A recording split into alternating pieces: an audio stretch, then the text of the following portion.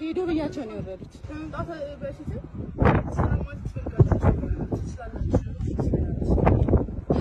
ልብ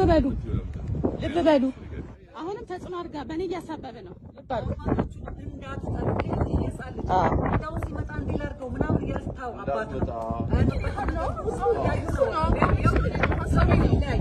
የሰጡኝ መሰል ይሄው ነው በእግዚአብሔር ዘንድ ያስጠይቃል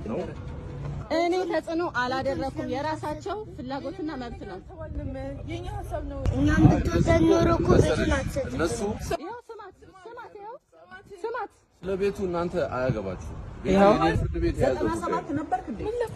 አንተ 97 ነበር አቋማቸውን መጫን ማስገደድ አልችልም ቤቱን አሸጠ ይሄው እየተናገረ የምን ተጽዕኖ ቤቱን አሸጥክ ለምን ቤቱን ላሸጥከው